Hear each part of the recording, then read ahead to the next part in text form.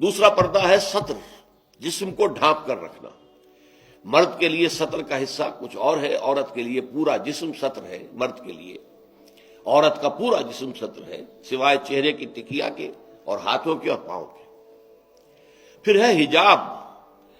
اگر مسلمان عورت گھر سے باہر نکلتی ہے یا کہیں گھر کے اندر بھی کوئی نامحرم آتے ہیں تو ان سے پھر چہرے کا پردہ بھی لازم ہے۔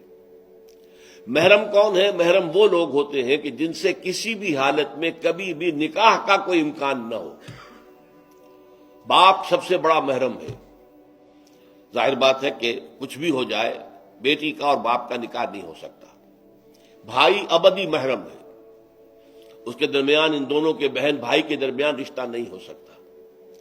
البتہ ایک شکل یہ ہے کہ ایک بہن اس وقت کسی بہنوئی کے گھر میں ہے، لیکن یہ کہ اگر اس بہن کا انتقال ہو جائے تو دوسری بہن سے اس کا نکاح ہو سکتا ہے، لہذا وہ نامحرم شمار ہوگا، وہ محرم نہیں ہوگا۔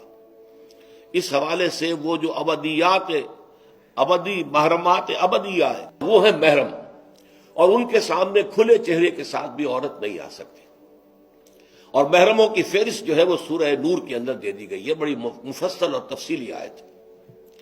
اور چوتھا پردہ یہ ہے کہ معاشرہ غیر مخلوط ہو، مرد و زن کے مابین اختلاط نہ ہو، مخلوط مجالس نہ ہو، دفتروں میں مل جل کر کام نہ کیا جا رہا ہو، اور کہیں کہیں کارخانے میں شانہ بشانہ کھڑے ہو کر کام نہ کیا جا رہا ہو۔ نہیں، یہ معاملہ غلط ہے، بلکہ سیگریگیٹڈ سوسائٹی۔ عورتوں کے دائرہ کار کسی شے پر پابندی نہیں ہے، عورتوں کے لیے تفریح گاہیں بنائیں آپ جس میں صرف عورتیں اور بچے جا سکتے ہو ایک خاص عمر کی حد تک، مرد نہیں جائیں گے۔ مردوں کے لیے تفریح گاہیں علیحدہ ہوں گی، وہاں عورتیں نہیں جائیں گی۔ تو عورتوں اور مردوں کے درمیان عدم اختلاط۔ مدارس ہے، اسکول ہے، کالج ہے، یونیورسٹیاں علیحدہ علیحدہ بنا دیجیے، پڑھیں وہ بھی، یہ بھی پڑھیں، لیکن مخلوط نہ ہو، مخلوط تعلیم نہیں۔ تو یہ جو ہے غیر مخلوط معاشرت، یہ در حقیقت اسلامی معاشرے کا سب سے بڑا امتیاز ہے، سب سے بڑا علم ہے، سب سے بڑا شعار ہے۔ کوئی بھی غیر مسلم جو ہے اسلامی معاشرے میں آئے گا تو سب سے زیادہ بات جو اسے محسوس ہوگی وہ یہ ہے کہ یہاں عورتیں اور مرد جو ہیں وہ آپس میں ملے جلے ہوئے نہیں ہیں، بلکہ ان کے درمیان ایک گویا کہ بہت بڑا پردہ جو ہے معاشرے کے اندر لٹکا ہوا ہے، سیگریگیشن ہے۔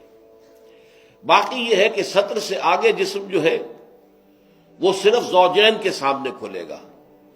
مرد کا سطر صرف بیوی کے سامنے کھلے گا، یا ڈاکٹر اگر کوئی سرجری کرنی ہے تو ظاہر بات ہے کہ اس میں وہ پردہ نہیں ہوگا۔ عورت کا بھی چہرہ، ہاتھ اور پیر کے علاوہ جسم کا کوئی حصہ کسی محرم کے سامنے نہیں کھلے گا سوائے شوہر کے یا ڈاکٹر کے۔ یہ سارا جو تفصیلی نظام دیا گیا ہے، اس کا ہدف کیا ہے کہ یہ مرد اور عورت کے درمیان جو کشش اللہ نے رکھی ہے، زبردست کشش، یہ کشش اگر نہ ہو تو تمدن کا یہ ہنگامہ ہی نہ ہو، شادیاں لوگ کریں ہی نہ، اور لوگ جو ہے یہ مشقتیں اور یہ مصیبتیں جھیلیں ہی نہ۔ اولاد کی پیدائش ہے، پھر ان کی پرورش ہے، پھر انہیں کھلانا پلانا ہے، ان کی تعلیم ہے، ان کی علاج معالجہ ہے، 100 کھکھیڑ ہے۔ یہ سارا انسان کیوں برداشت کرتا ہے کہ جنسی جذبہ بہت زوردار اللہ تعالیٰ نے انسانوں میں رکھ دیا ہے۔ تو جتنا یہ زوردار جذبہ ہے اتنا ہی اسے کنٹرول کرنے کے لیے گھوڑا جتنا منہ زور ہو اتنی ہی مضبوط لگام اس کو دینی چاہیے۔ لہذا اس کے لیے یہ حدود اور قیود عائد کر دیے گئے تاکہ جو سیکشول ارج ہے یا سیکشول اٹریکشن جو کہ جنسی طور پر انسان کے اندر ہے، مرد میں بھی ہے عورت میں بھی ہے، وہ کل کی کل زوجین پر مرتکز ہو جائے۔ شوہر کا وہ پوری سیکشول ارج جو ہے وہ اپنی بیوی پر مرکوز ہو، بیوی کی وہ پوری جو سیکشول ارج ہے وہ اپنے شوہر پر مرکوز ہو، ادھر ادھر نگاہیں نہ بھٹکے، مبادا کہیں جا کر کسی مرد کی نگاہ میں کوئی عورت کھب گئی۔